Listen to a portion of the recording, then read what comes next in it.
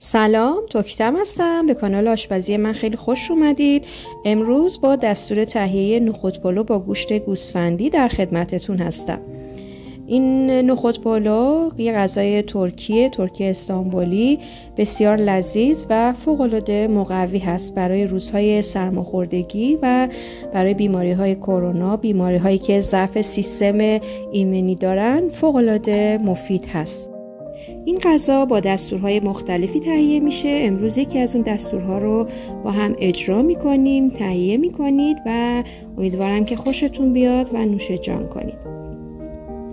ابتدا برنج داشتیم که برنج رو میشوریم و با آب نمک به مدت 2 ساعت میخیسونیم.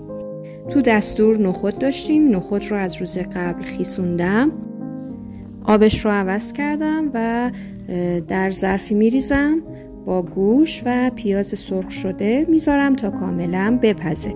بهش هیچ ادویه و نمکی نمیزنم تا نخود کاملا نرم و لطیف پخته بشه. بعد از اینکه پخت مقداری نمک، پودر سیر و فلفل سیاه بهش اضافه میکنم و بعد نوبت میرسه به برنج.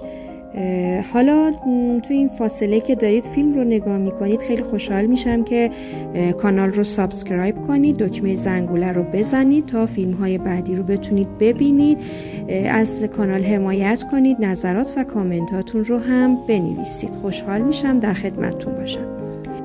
آب برنج رو خالی میکنیم و به مایه گوشتمون اضافه میکنیم. منتها من قابلمه‌م یه مقدار کوچیک بود، ظرف رو عوض میکنم و توی قابلمه بزرگتر و روی شعله مستقیم با حرارت متوسط قرار میدم تا به جوش بیاد.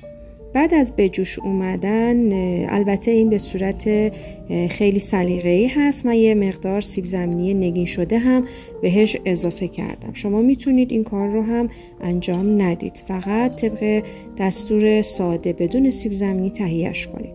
بعد از که به جوش اومد دم کن میذارم تا دم بکشه و یه مقدار کره و روغن مایه اضافه میکنم. بعد از اینکه بخار برنج اومد بالا و برنج دم کشید، غذا حاضره و میتونید سرو کنید.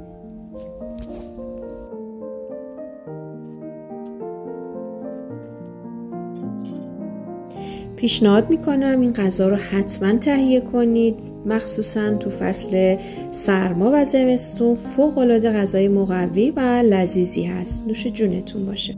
این رسیپی ساده ترین روش تهیه نخود پلو هست. امیدوارم که بتونید تهیه کنید و لذتش رو ببرید.